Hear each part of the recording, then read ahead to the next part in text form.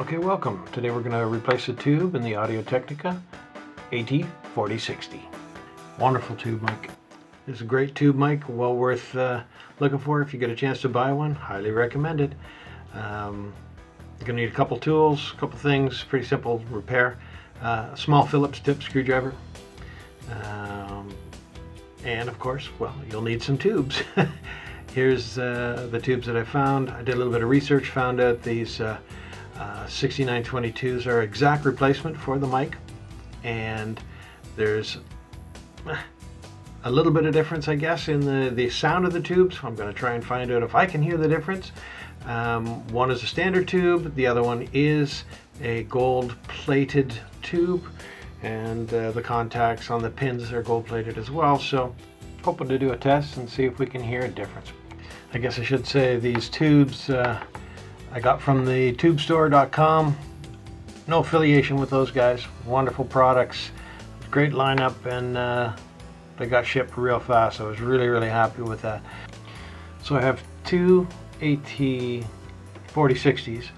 So I bought these two tubes.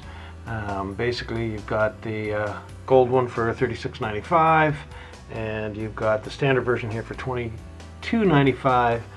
But that's just more for a comparison to see if I can hear the difference on the regular one there. But I'm that kind of guy, so when I was buying the tubes, I could use that one for a spare, and I have the two gold ones to put in, so I have a matching set for my two AT 4060s.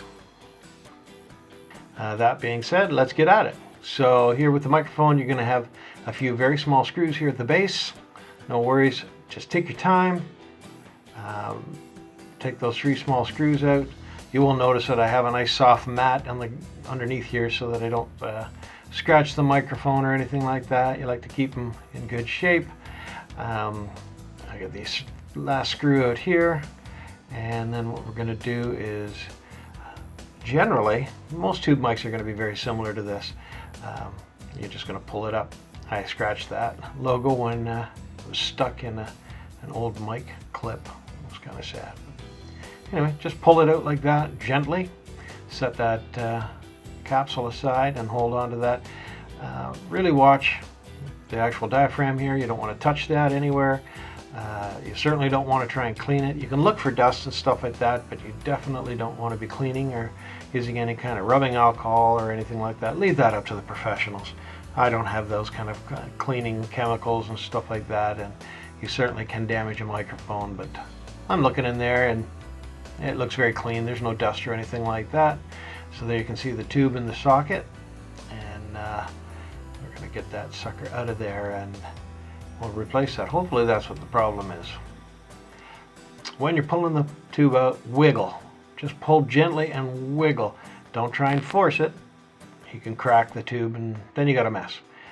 You can see here that tube's been in there for many years. Those gold contacts are, there you go, are clean as can be. Still looking great.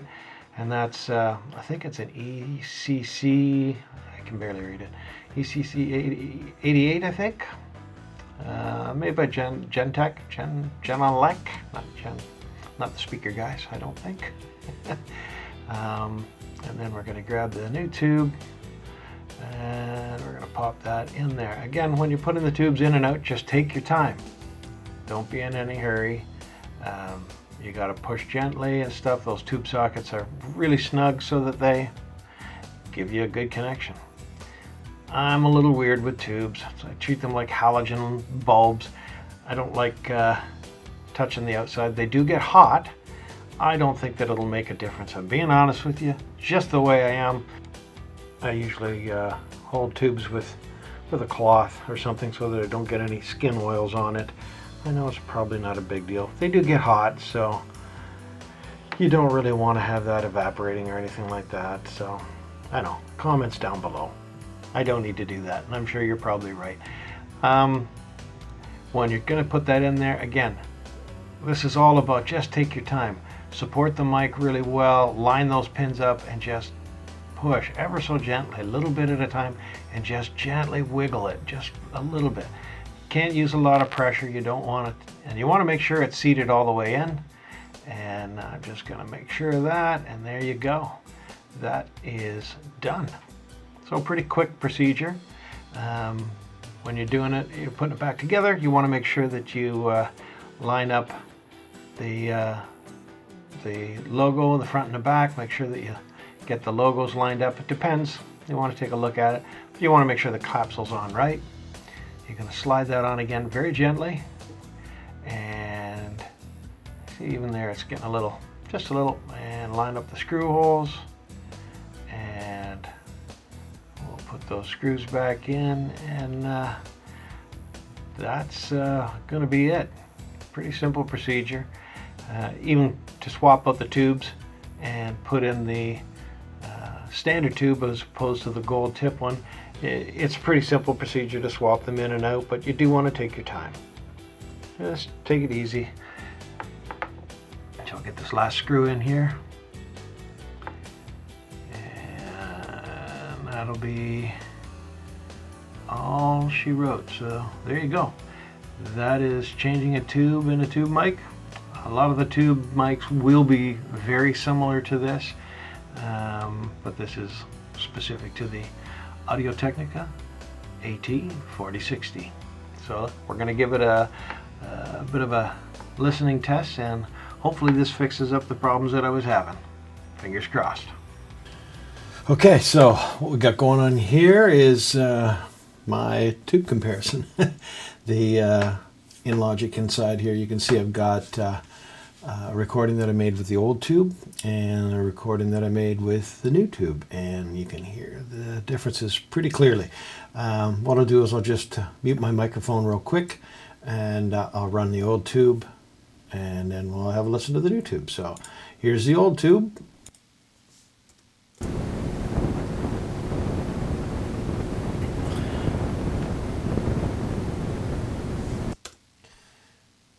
So you can hear it there, kind of crunchy, grumbly. I will bring up the fact inside Logic here I have the gains cranked up a little bit so you can hear the difference. It is a fairly low, grumbly noise in the bottom. When that's back down, you can hear it, and it's really aggravating, but it was hard to hear. So that's the old tube. I'll mute that one, and I'll play the new tube. Mute my microphone.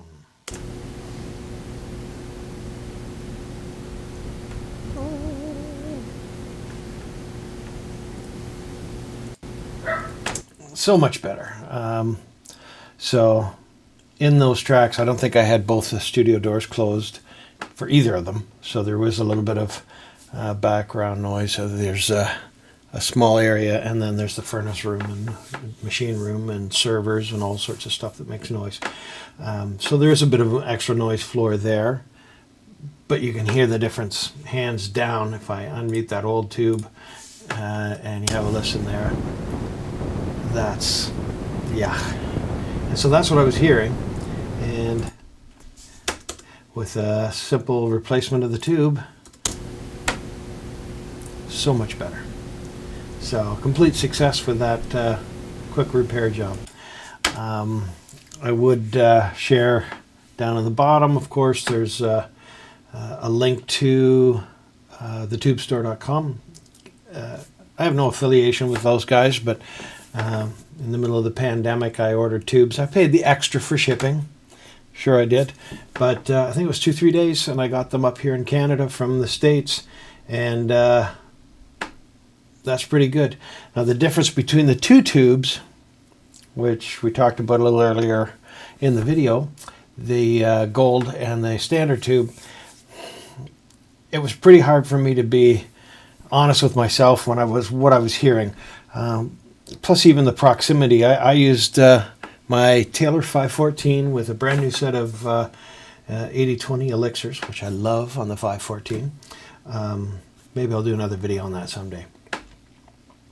That being said, the proximity just between the microphone and recording one setting the guitar down, changing the tube, coming back and sitting back down again.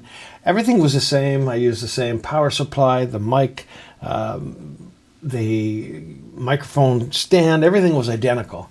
To me, in my ears, the gold tube seemed to have just a little bit of presence and air about it, and it's the high end just seemed a little bit more. It's hard to say. Is it worth spending the extra money on the tube, the gold tube? I'm gonna say yes. Did I hear something that was completely different? I tried to make recordings of each, and I played them back over and over and over again, and it was pretty hard to tell. So, being very fair, it's up to you. I consider like just the actual gold contacts themselves, it's a better conductor, less likely to corrode, so the longevity of that tube is probably better than the standard tube. Some may argue. Comments down below. It wasn't a lot of difference in price. I'd have to go and take a look at the invoice, but I'm happy that I got both gold tubes, and I did replace them in my other, so I have a stereo pair with matching tubes, and they sound wonderful. If you like the video, there's more videos here. I'll keep trying to make some. Comments down below, I'll try to kind of follow up with those. And of course, if you like country music, you can always head over to DurhamCountyBand.com, or you can go to YouTube on Durham County Band. And of course, my own stuff, Pete Wheeler. Hope you enjoy the video, and see you next time.